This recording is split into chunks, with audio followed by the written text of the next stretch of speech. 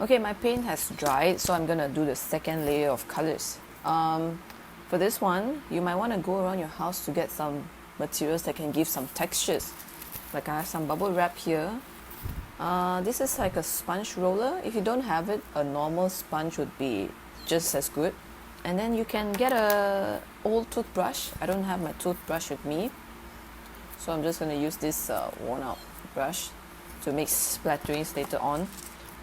Last term we also use a lot of different materials like earbud, cardboard. You can experiment with those as well.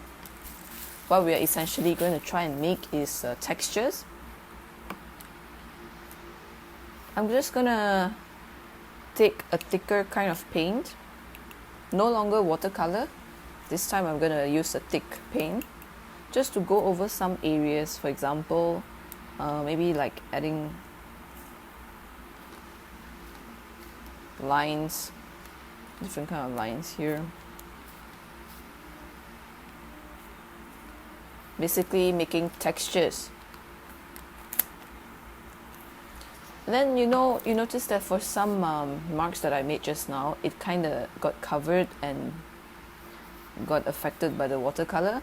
So I can choose to either go over it again with paint, or you can choose another color to go over it. Now I'm gonna make use of my complementary colors or contrasting colors. So the opposite color of blue is actually orange. I'm going to use a bit of orange.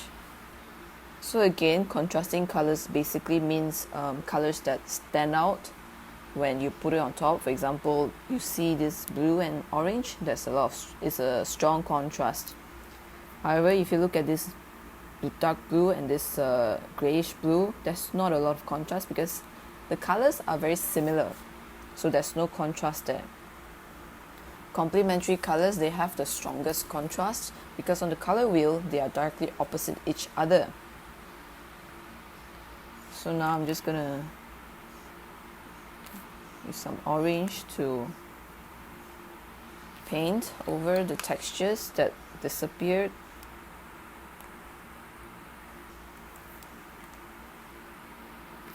I will also add some patterns using the orange. Again, I'm keeping the abstract style in mind. I'm not really drawing anything. You want to use thick paint for this one because you want to have that opaque effect and not too watery kind of effect.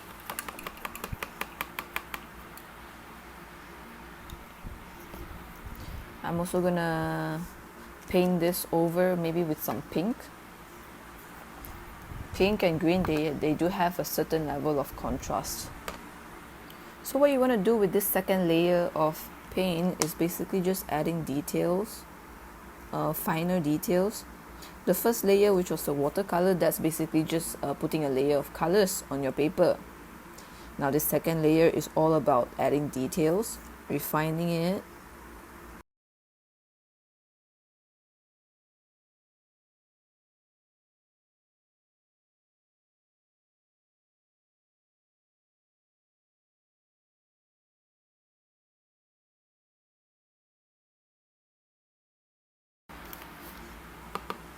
I'm also going to choose the contrasting color to fill up this shape that I made. I'm going to mix my own orange and pink kind of color.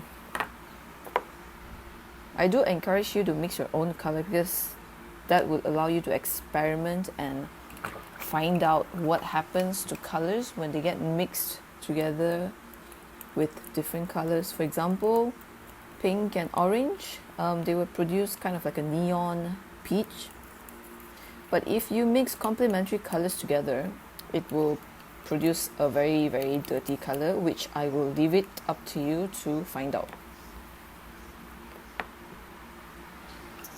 Pink and orange are kind of similar on the color wheel, so the colors they produce would be quite harmonious.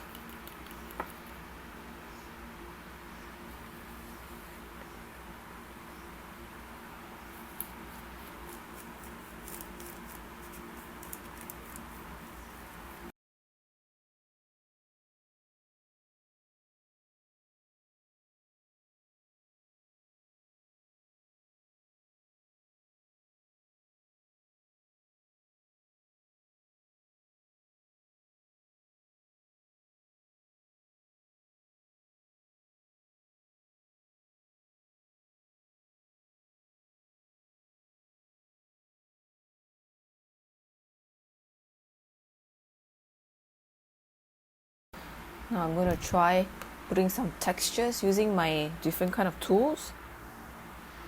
I think you all know how to make splattering, right? Splashing.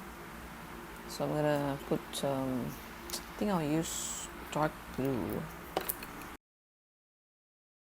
Now I have two choices. I can either do like splattering, which is holding the brush and going upwards, or I can do kind of like a stamping, because my brush has this like really opened up bristle. The brush is very opened up, so if I just stamp it like that, it will have a lot of dots anyway. So depending on your tool, you can make different kind of marks. You can use toothpick, wires, newspaper, tissue paper, plastic. It's really up to you.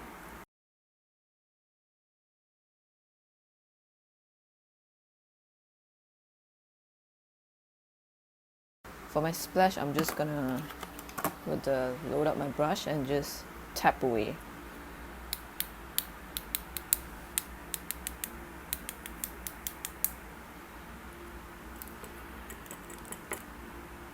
Be careful, don't get it all over your shirt.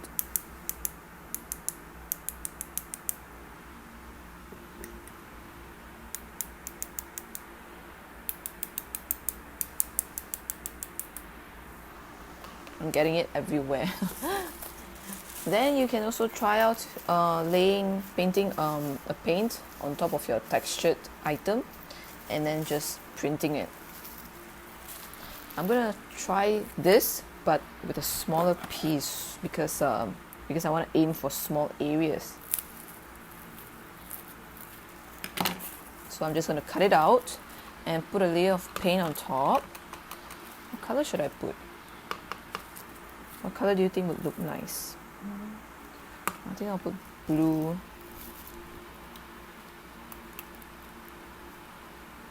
You want to be conscious with your color choices.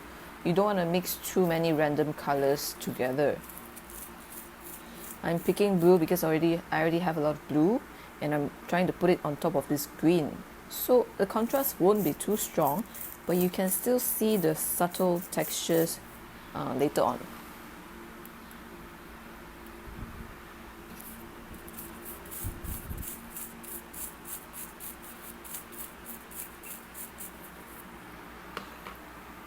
So just print it down.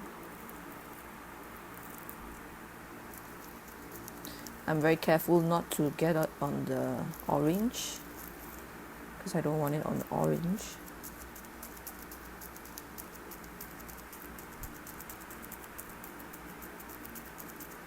Different material requires different kind of technique. For example, bubble wrap, it requires you to press down firmly.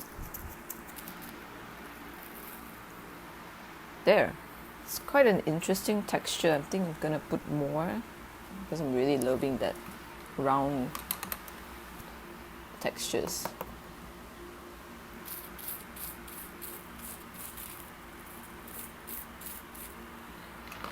I'm gonna continue texture down here. Oh dear.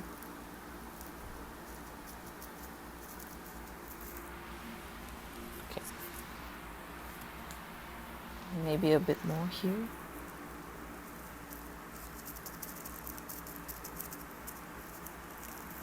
It's kind of fun once you start experimenting with all this different texture. For a sponge, you kind of need to be careful not to put too much watery paint inside. You need to keep your paint a little bit on the dry side. I'm going to load a bit of this orange color.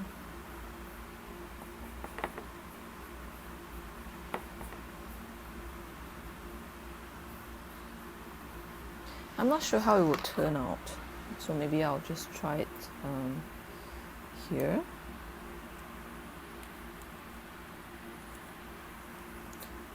Just a little bit, maybe here.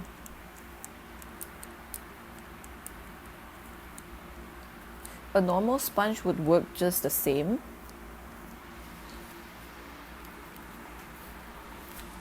Then I'm just going to continue adding more details. Like I want to fill up the circles that I drawn just now, maybe with white.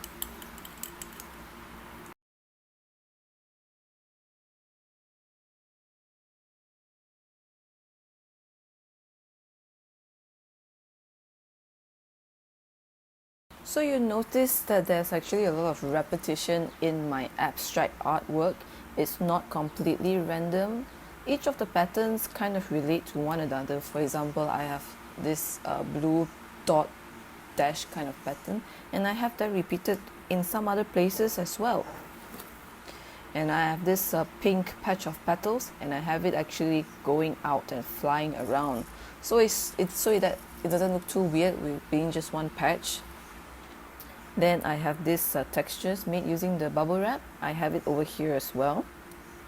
Then I have some of this orange, which I repeat over here with the sponge, and also over here. I have these swirly lines that I did during the first stage. I have it repeated here and also here. Then I have some pink dots repeated here and also here. And you will notice that I have actually repeated the same colors. So there's actually a lot of repetition in your abstract artwork. It's all about repeating the same elements. So once your artwork has dried enough, then we'll proceed to our last stage, which is refining the details using markers and using any kind of pen that you used in the first stage. This is where you want to enhance some of the marks that got lost when you were painting it. You can still go back and use a pencil. A color pencil is also okay. A crayon also is fine. Now I kind of want my lines to come back a little bit, so I will just go over that with the same color or maybe a darker color. So this stage is all about bringing back all those lost details.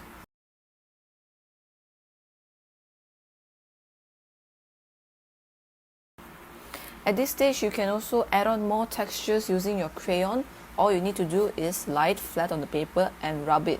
That will produce some very interesting texture. Let me show you how to do that.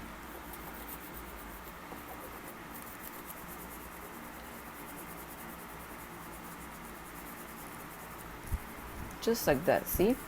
Very easy textures. I'm only doing it a little bit because after all, you don't want to make it way too crowded or too busy. Okay, remember you want to have some room for your eyes to breathe. Then I'm going over with my black ink just to make these black markers, the ink come up again, because it kind of got a little bit muddy after I painted it. So I'm going to get my marker pen just to make it more a darker black.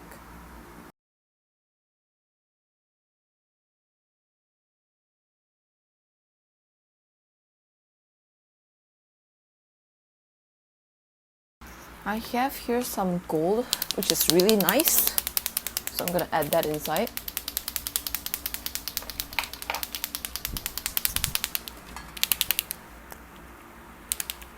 I think I'll add some gold over here for my on top of this bubble wrap texture.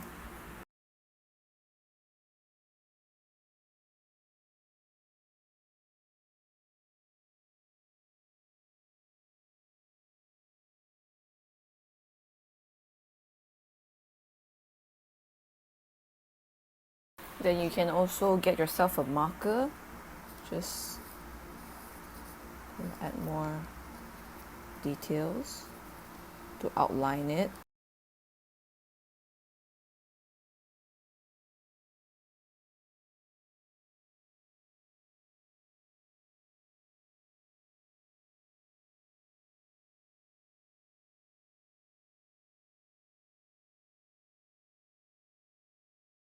And there you go. After outlining everything, I think mine is pretty much done. Okay, that's not all for this art piece. We are still gonna do something with it after this. But for now, keep it aside safe. Next week we're gonna do something different that involves more techniques like splashing, scratching, printing, and etc.